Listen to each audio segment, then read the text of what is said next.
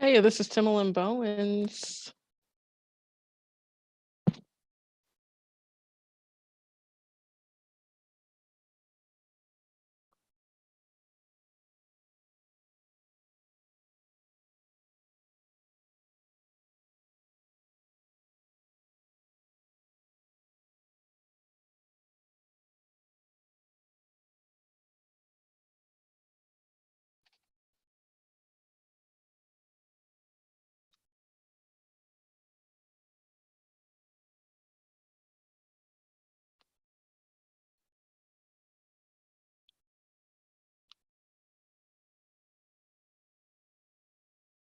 Good evening, everybody. As you come in, I am going to keep you muted. And I ask that any questions you have, if you would drop them in the chat. I am connecting from another device too, so I can let people in as we're going.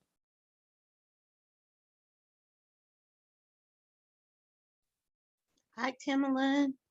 Hi, how are you? I'm good. How you doing? I am doing well. I'm not going to complain today. I know that feeling.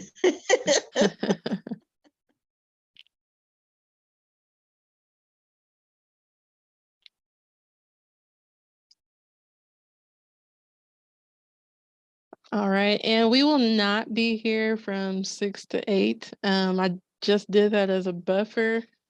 As they say in church, if I don't have any other reason to hold you, I'm going to let you go. I just wanted to make sure you all had a general overview of some of the updates and stuff that's going on, because with social media, there's a lot of misinformation going around. And of course, with you all being my clients, I have to take care of you and make sure you don't fall victim to any of that stuff.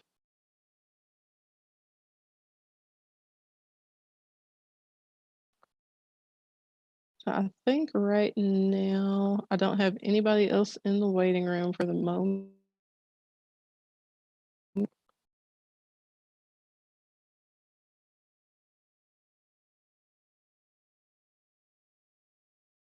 And can you all see my screen okay? Yes, ma'am. Yes, we can. Thank you.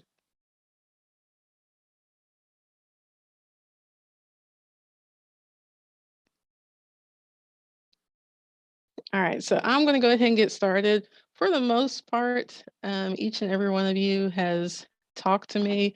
Maybe we haven't met in person, but we have met on Zoom. You've done at least one tax season with me, so I'm not going to go very in detail with the introductions here. But I do have a few housekeeping things to say.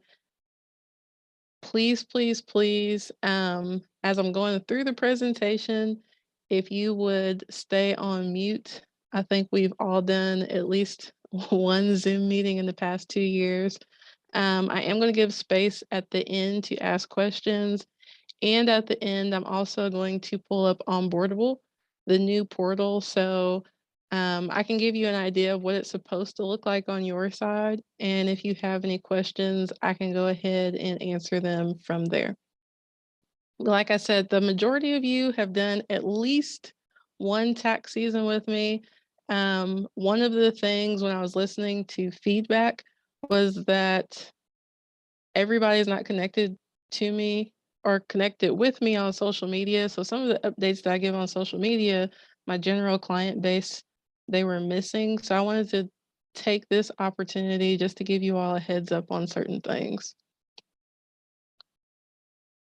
So jumping right into it, we're going to start with some provisions we had in 2020 that are not going to be extended for this year. One of the big ones that kind of helped people was the COVID-related withdrawals from retirement accounts. If you had a reason that was pretty easy to get away with, you said it was COVID-related, you had the opportunity to spread that distribution over 3 years. We filed what's called a Form 8915E with that last year. So as it spreads, this year is going to turn into the 8915F. Also, I wanted to give you a heads up that if you did that last year, please don't forget you are going to eventually pay taxes on it. Just a chunk of it's going to be on your return for this year, and that's going to be an additional calculation that takes place on the return. The other major thing that impacted a lot of taxpayers was unemployment.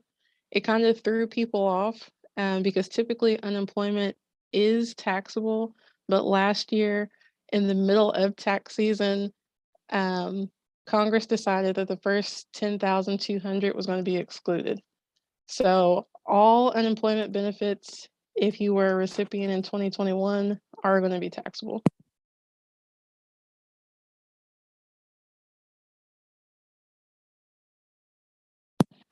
I do want to also mention here for those of you that have businesses, if you received any type of PPP funding or EIDL loans, um, if you are with me, you probably, I'm going to say 95% of my clientele got them legitly.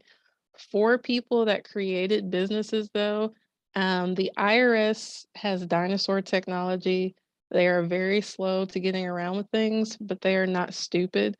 So for people who had PPP loans forgiven, that amount is going to be reported on their income. And for those of you that have businesses, I'm going to be a lot more um, I'd say meticulous with making sure we can substantiate our documentation because we had the boom of PPP businesses that never should have existed. Yes, there are people getting locked up for those fake businesses and taking the loans now. Um, so I just want to make sure we have all of our I's dotted and T's crossed. So like I said, the majority of my clients that did receive those funds did receive them legitimately, but I do want to just bring it to your attention. A lot of Schedule C businesses may potentially be audited just because you're kind of bunched in with that crowd, especially if you start your business within the last 2 years. So this you all can read. I am not going to read this whole thing. And if you do miss something during this presentation, it is being recorded. And that's another reason I've asked you to stay muted for your privacy's sake. And when I answer questions, I am not going to call you by name. Um, Another big thing that we had in 2020 for families that are affected by the earned income credit, if they lost employment during 2020, they could actually use their 2019 income to figure out the credit. That is something that has been extended, so we are going to be looking at that in 2021 as well. The next thing is with the recovery rebate credit. Um, Heads up here as well. The recovery rebate credit was for people who did not receive the first and second stimulus payments last year, and we could reconcile that on the tax return. And we saw a lot of people have their return processing be delayed because people didn't remember if they received the stimulus checks, or people were trying to make a come up off the stimulus checks and thought the IRS wouldn't remember they sent them. Whatever the reason, if the amount on the return did not match what the IRS had in the database, it took up to 10 more weeks because it had to be manually processed. So when they sent out the stimulus check number 3 for the 1,400 for adults and dependents, everybody did not receive that last year. So if you did not receive that last year, you should be getting a letter. And if you did receive it, you should be getting a letter. The letter is 6475. Um, so again, if you got the stimulus payment last year, you get a letter from the IRS. Don't flip out yet. It may be letter 6475. Now, this letter is supposed to tell you how much you received in stimulus payments. But here is the kicker. For people receiving letter 6475, and for people receiving the letter in regards to the additional child tax credit payments, I've had clients and I've had associates that have had clients that have received the letter. When we pull the letter and then we look at the client's tax transcript, the amounts don't match. Now, how that happens when the source of both the letter and the transcript is the IRS, I don't know. It is a mistake that since we've looked at this, the IRS has acknowledged that they made. I don't know what they're going to do to remedy that yet. But just as a heads up, I would be very, very, very surprised if they do not extend this tax season as well. That does not mean wait until the last minute to get your stuff turned in, but with them already making mistakes before tax season actually started, it's not really a good sign. Um, and there were pushes for tax season to have started in February. So they still have millions of returns to process as far as paper returns, amendments. So the backlog is crazy. So as of right now, all of you all will be e-filing if you're filing with me. That is supposed to be the quickest way, but I most definitely anticipate delays realistically. Another provision that was extended into 2021 is the qualified sick and family leave. So traditionally, when you have an employer and you get sick time and you still get paid for it, your employer receives a tax credit for that. Well, when the pandemic hit, what Congress decided was that self-employed individuals should kind of get some help in that way too. So what they did for people that made up to $128,400, you could receive a credit of $511 a day. Like I said, the majority of you have been with me at least one tax season. So you understand the credit is going to zero out any type of tax liability dollar for dollar. So if we have $1,000 tax liability, we have 2 days of that credit. We're going to knock that $1,000 out and get the remaining 22 in the form of a refund. So that is a question that I will be asking. Yes, I want to make sure that you were okay during 2021, but if you had a business during 2021 and you had COVID and it prevented you from working, that is something that we're going to talk about, is that sick and family leave credit with Form 7202. So we do have a few new provisions for 2021 through 2023. And I'm sorry, this is for my business owners only. All business meals are 100% deductible. So in prior years, you would give me how much you spent for business meals, and we could only take 50% of that as a deduction. But another thing that Congress did in attempt to kind of help the economy and the restaurant industry was hit really hard during the pandemic. They said if you do business meals, you can take 100%. It used to be for dine-in, but this also applies for carry-out as well.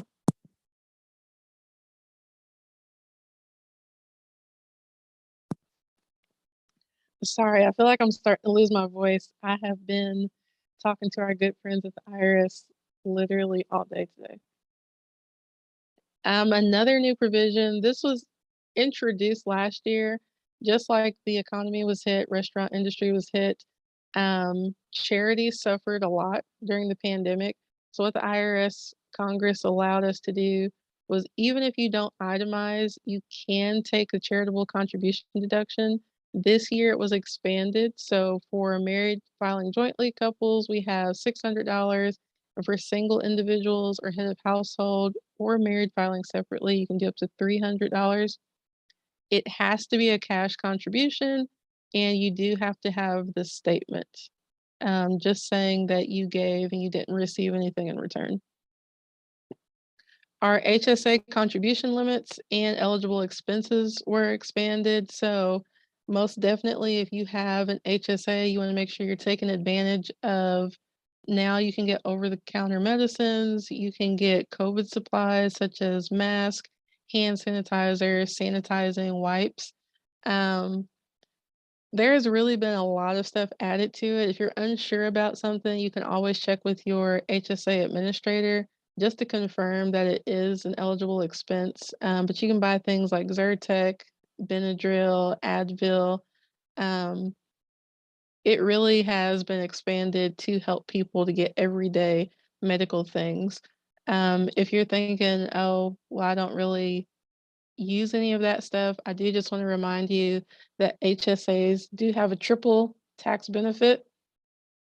So that means that you get a deduction for the amount that you put in, it grows interest free. So even if you invest it, when you pull it out, you don't pay tax on the interest. And then, of course, if you pull it out to pay for medical expenses, you're still not paying taxes on it. But do be aware if you are under the age of 65 and you pull it out for a non-qualified medical expense, you will have a 20% tax penalty in addition to paying tax on that amount. And right now, before I get into the whole 1099K thing, I'm just checking the chat. For those of you that got on after I actually started, I ask that you please stay on mute. I will give you time towards the end of the presentation to ask questions. You feel free to put your questions in the chat though. 'Cause towards the end, I will answer questions. I'm going to also pull up Onboardable, just so you have a feel of what that should look like on your end.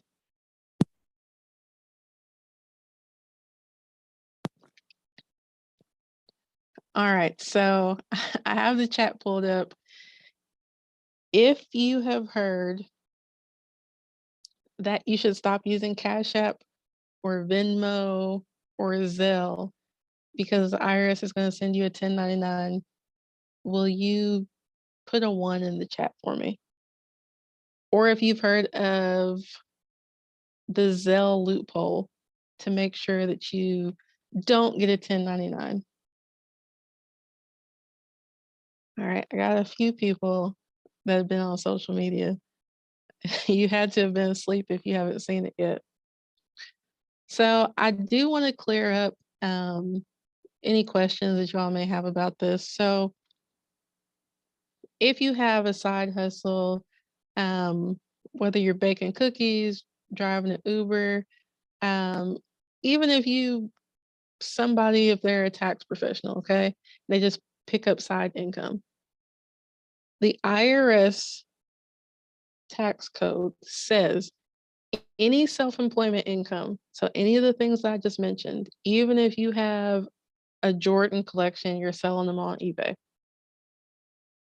you are required to report the income you make if it nets $400.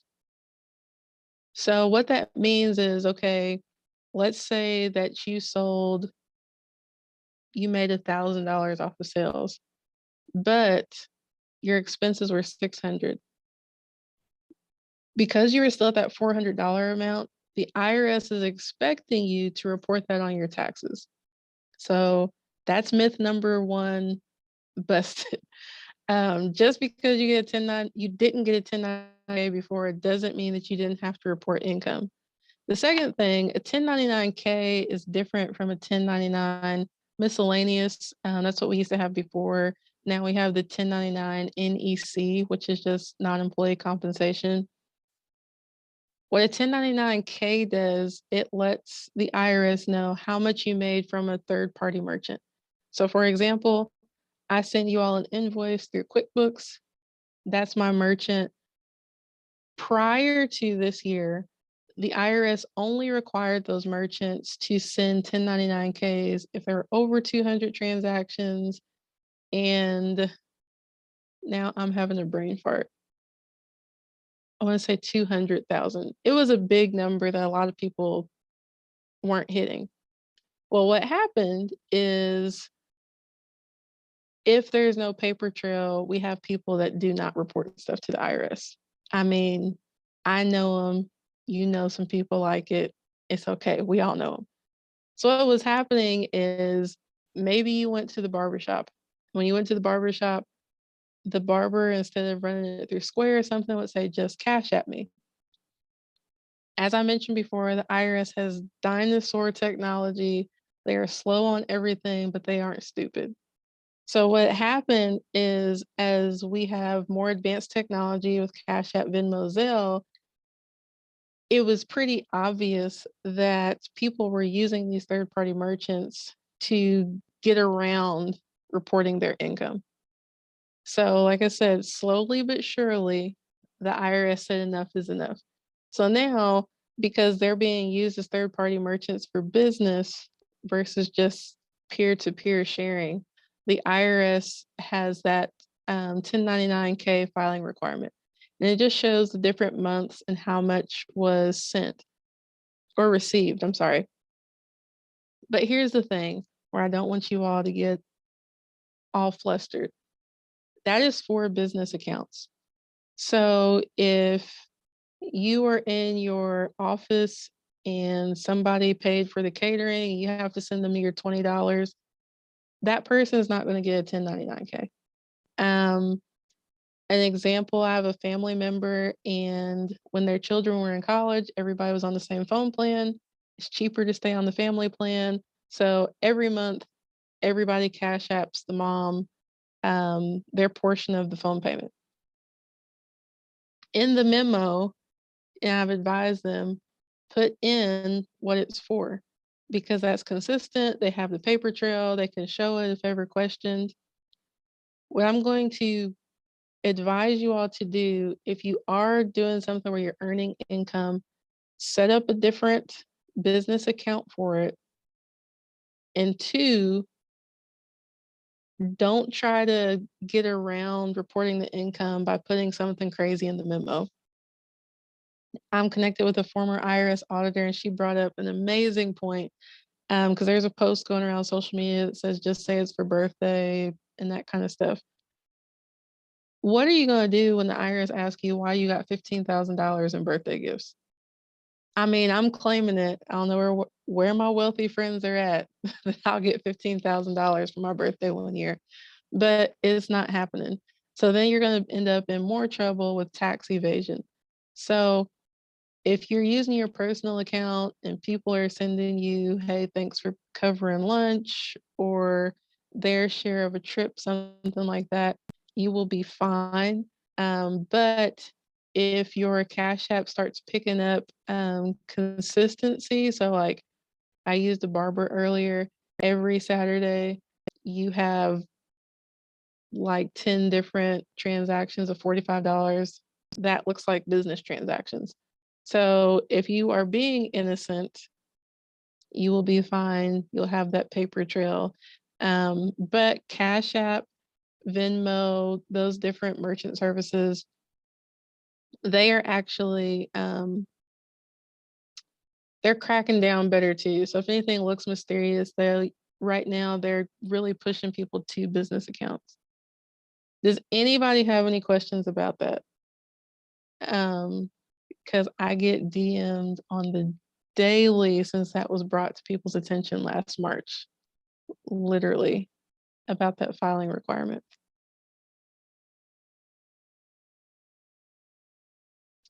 All right, we're gonna move on.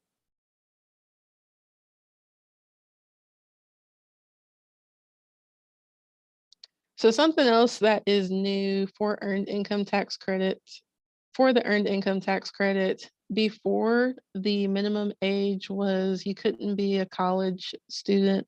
So you had to be over 24. And I think you had to make no more than $10,000. That has been expanded because realistically, we do have people that are 19 that are not students, and maybe they're not making $10,000, but they're making 13. Um, so now those people are eligible for the earned income tax credit. Then for taxpayers with married filing separate status, they can now claim the earned income credit, which before they couldn't because ideally, you're living in the house with somebody, so when you combine your income, you wouldn't be eligible.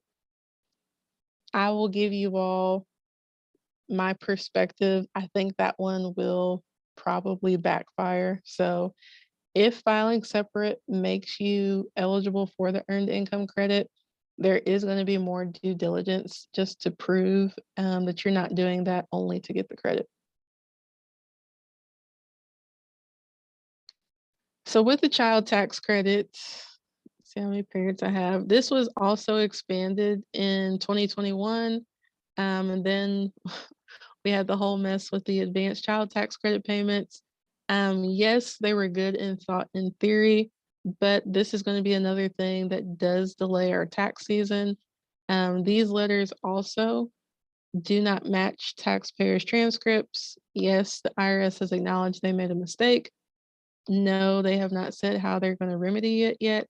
So what happened with this expansion? Families that qualified, they got advanced payments of the credit in starting in July of last year. So for 6 months, they got half the credit, which if you are one of those people on here now, that does mean that your refund is going to be lower this year than what you typically get because you already received half of the credit. I know I'm probably going to have to go over it in individual appointments. It is a little bit confusing. I did advise people to opt out of it just because I kind of had an idea that we would have a mess up this year.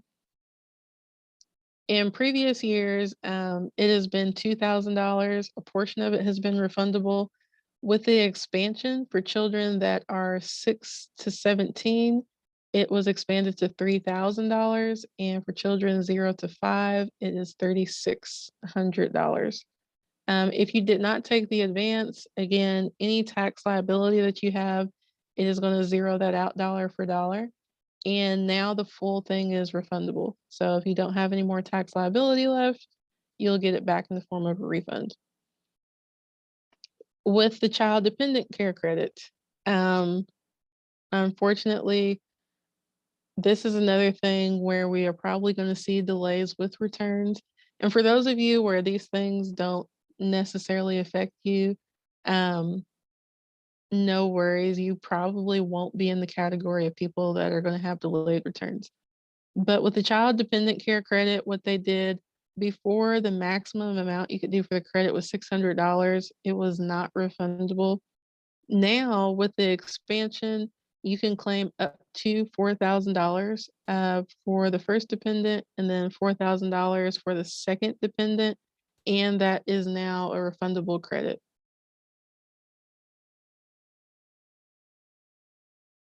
So this just goes deeper dive into the child tax credit for 2020 versus 2021, which we went over.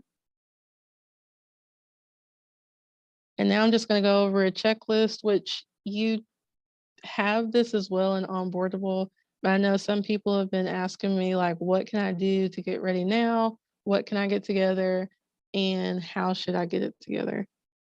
So I'm going to go over that and make sure I don't have any questions in the chat.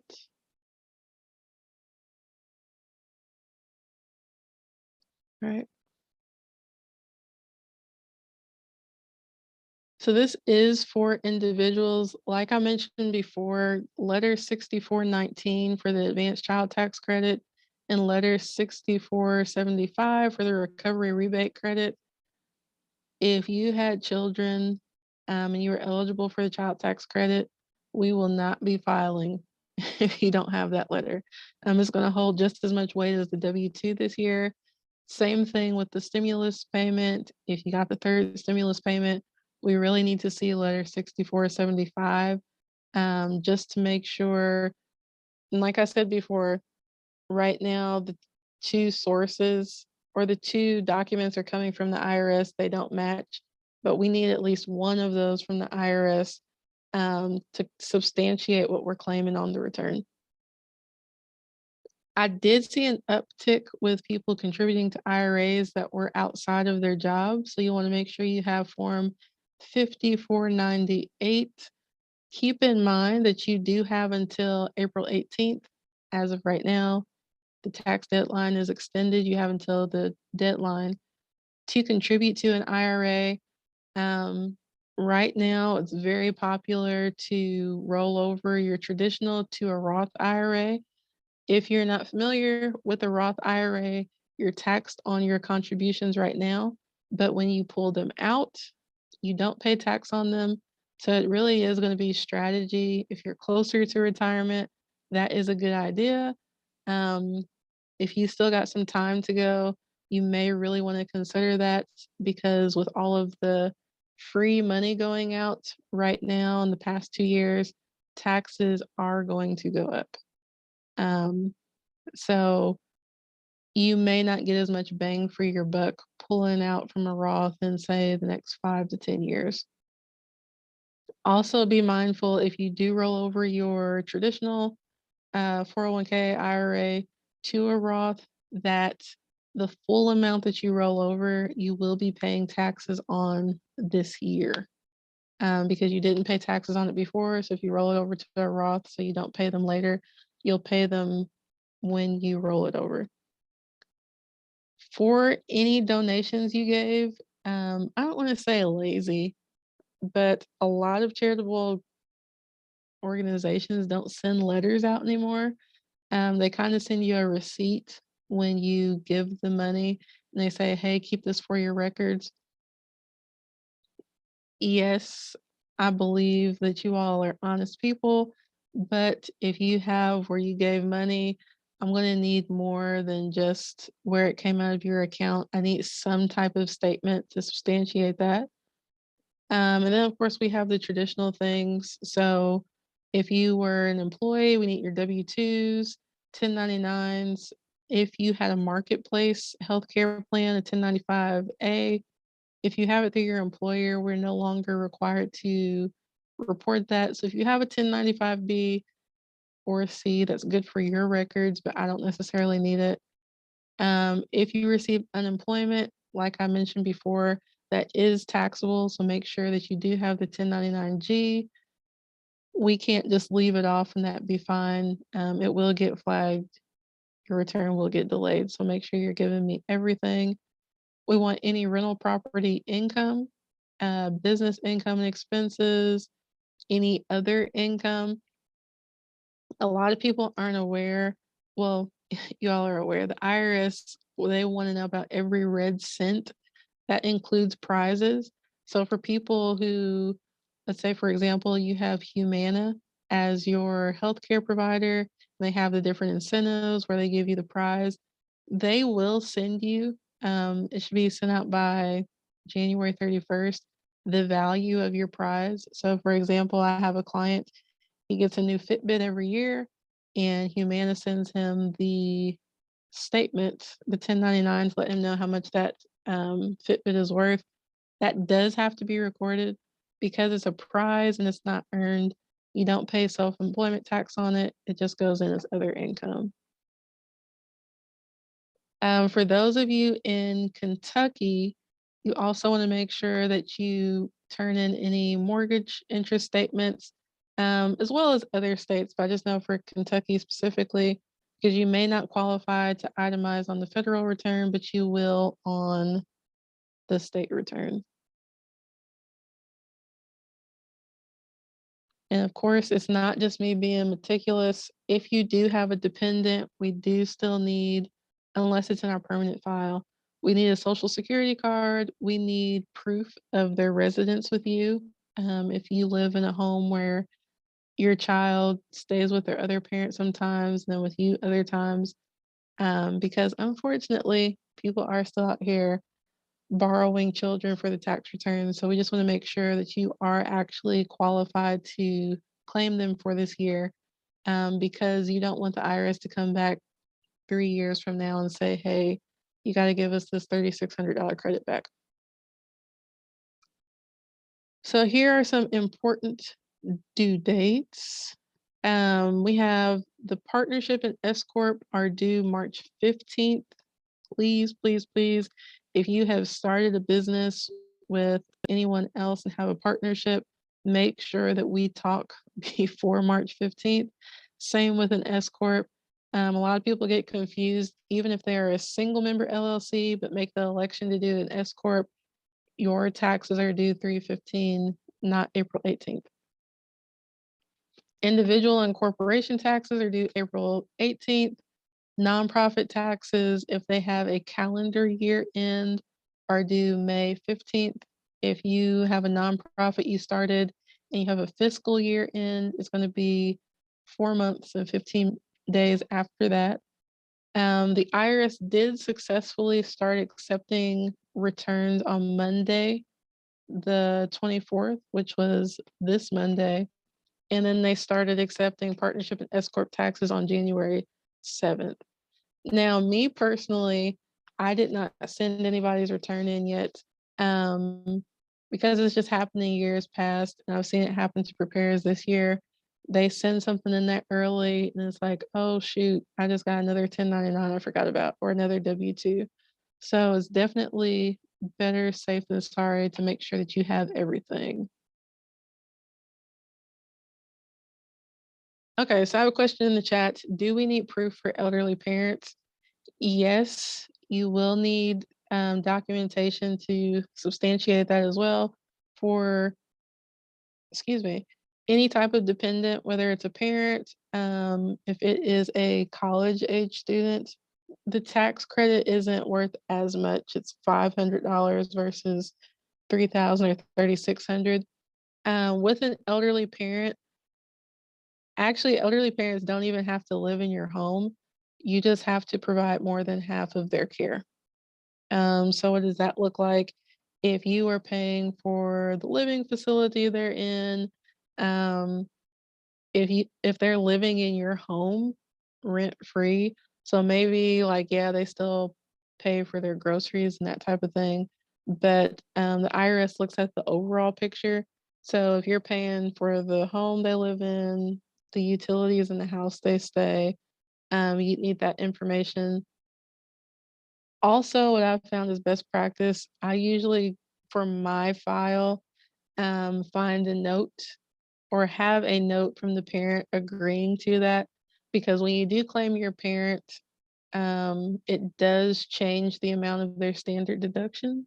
So I've had some elderly parents that were upset with their children because they claimed them and the parent ended up owing because they didn't have their full standard deduction at tax time. But that is a good question. And did I answer it completely? Do you have a follow-up to that?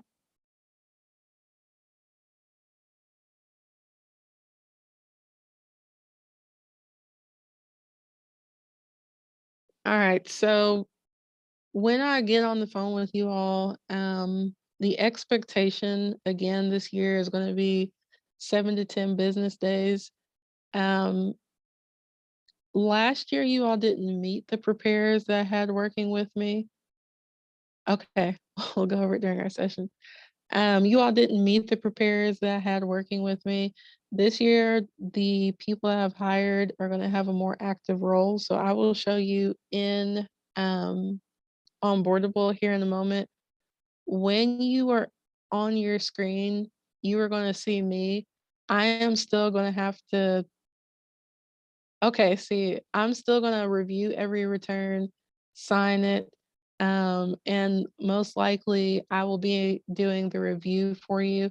This year, if we have schedules where we can't get lined up, what I'm gonna do is take the time to record either a Zoom or a Loom, and I will go over the key parts of your return. We'll place that in your portal. And then from there, if you have any questions, we can get on the phone to answer those. I did it with some people as a trial run last year, and it seemed to work better because there were times in the year where my schedule was just backed out and I'd have a return that was done for 10 days and I couldn't have a or find a time to actually meet with you all to go over it. Um, so within the chat, we are not Walmart, so we're not there 24/7. But if you send a message in the chat, whoever is assigned to it, as well as me, will see that and we'll be able to answer it. So honestly, within Onboardable, we could do that verse email just so everything is in one thread. So we have the chat option. You can send documentation. We can send documentation to you. Um, and it just flows better than the portal that we used before. Of course, we can prepare your taxes from anywhere in the country. Using Onboardable now eliminates that PDF. So you literally from your phone can type in the information that you need. Um, I went that way just because I didn't realize that everybody doesn't have access to a scanner, a printer. So that'll be a little bit easier as well. Um, and then we will send over the documents and they will be housed in the portal from now on. So once you've paid your deposit, you have everything uploaded, you will see where we mark that we have started on your return.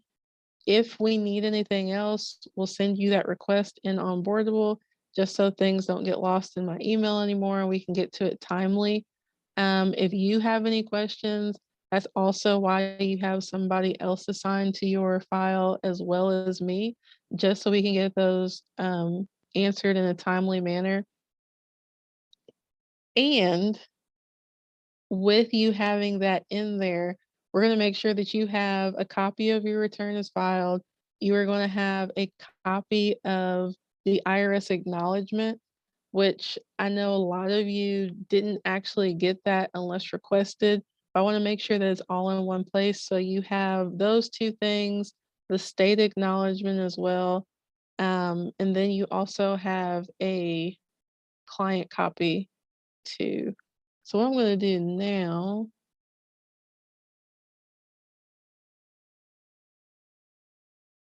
I'm going to log on here as a client, but let me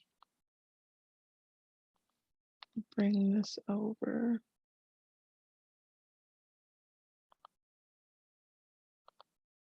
Sorry, that is not what you all came here for.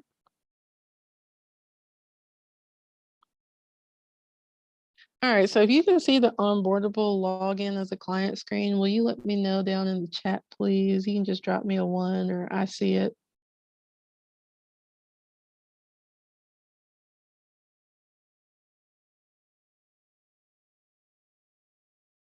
Okay, thank you. You guys see it. So I have a question. Will that include our historical filings with you? I might have missed that if you said it. So no, I actually didn't say it. What I'm working on, so I know the person who has created Onboardable, and that runs it. What I'm working on is getting a permanent file for you. So once you go in, you can see all of the different years. As of right now, we're not going to put the other ones in there just so it's not all cluttered because right now we can't split it up. That makes sense. So right now I want to make sure that we only have 2021 information in there. Once the tech team has gone in and they put it so we can divide everything up, then most certainly every filing you've done with me, we will put in there just so you have easy access to it and you don't have to wait on me for a copy. Um, if you need it for refinancing or just for your personal file, we'll keep a copy in there for you. All right. You may want to go out and refresh if you can't see it yet. So when you all go to Onboardable, if you aren't clicking directly on the link, you can go straight to onboardable.com. And let me actually do that first. So this is what you should see. What you'll want to do is log in as a client. You'll want to put in the email address that has been linked to the account. If you haven't created a password yet and you just can't get in, you would click on forgot password. It'll ask for your email address again. But if you know your password, you'll go ahead and put that in. So this is what your dashboard should look like when you log in. If yours does not look like this yet, again, I apologize. When we were putting everyone in here in December, I did not realize we were sending you invitations as well. That's not what I was trying to do. So you may have missed the invitation when it went out in December. If you did not and you've already logged in, Yours might look a little bit different because we haven't assigned the individual tax preparation job to you. So once that's assigned to you, you see we have the different steps here. You can go and view your details. So right here, when a member is assigned to you, you will see their name, their contact details. And like I said, I still am going to be attached to everybody's account. I still have to review it. I'm still going to sign it. So don't think that, oh my goodness, she just passed me off. That's that's not what we're doing this year. Um, I'm just getting a little help and assisting you.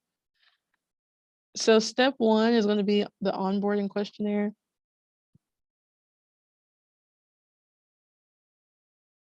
So mine is going to look a little bit different because we set this up prior to sending you all's invitations out. But what Onboardable will not let you do is go past step one. So you have to get step one done first. So you're going to have to go through, answer the questions, and then you would hit submit questionnaire. I'm going to go back. And then here's the fun part. When you submit, we're going to get a notification on our side and we're going to review what you put. And then we have to approve it, whether it's completed correctly or not.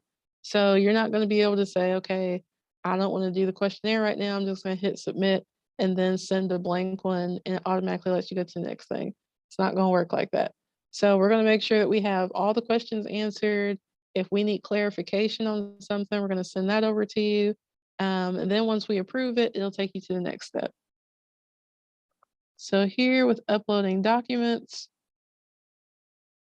you can create folders as well, which is nice. But then you can also see documents from us. So somebody asked the question earlier, they're like, hey, is this going to have prior year tax returns? For our returning clients, you're not going to have to give us the prior year tax return. We already have that. So that is something that we can put in here from the previous year. But like I said, if you have gone back further than that with us, we're going to hold off on putting those in there for right now. So once you hit browse here, it will pull up your computer information, not what I meant to do. And then you can attach the file there. So you can attach pictures, PDFs, and Word documents. I'm not using Onboardable for billing yet.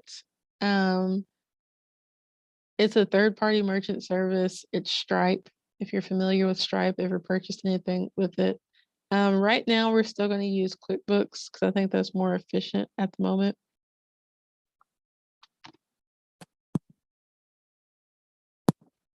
Excuse me. So just so you all can see what it looks like, when you get a message from us, you will see exactly who it's from. As I mentioned in the video I sent, there will be complete transparency. So if it's not me, it's Morali, it's Logan, um, Jesse, you will see that in here. So you can also send us messages. And once you do that, a notification will know, okay, Timbaland S sent us a message. We need to check that out. Now, I do want to say here with leave a message, I did also mention this in the video. This is chat for onboardable. So if you're having an issue uploading something to the portal, it's not going past whatever screen you're on, and you've actually done what you're supposed to, you want to reach out to onboardable so they can walk you through the technical parts of it. Because I am not IT techie at all. You will just be stuck if you reach out to me for that. But you can also update your profile here, change your password here. This is supposed to be where we can put different things that we've done in the past. As of right now, they're not sticking. So this is where your prior year returns would go. It's just not ready for us to put them there yet.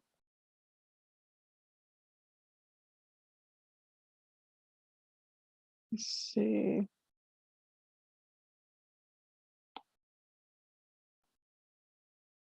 And if you give me one moment, I'm not used to being on this side.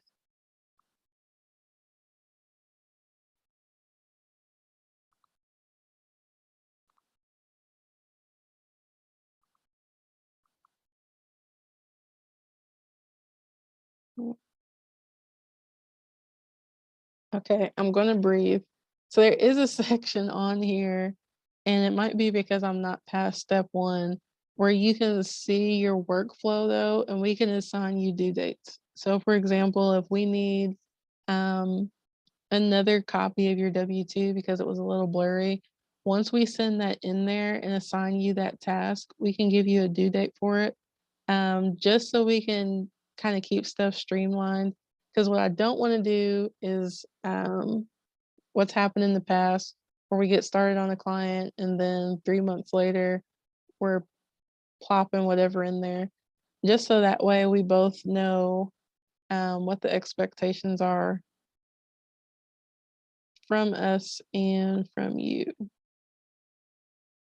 Does anybody have any other questions about the presentation tonight? Do you have any other questions about onboardable? Yes, you can save parts of the questionnaire and go back into it.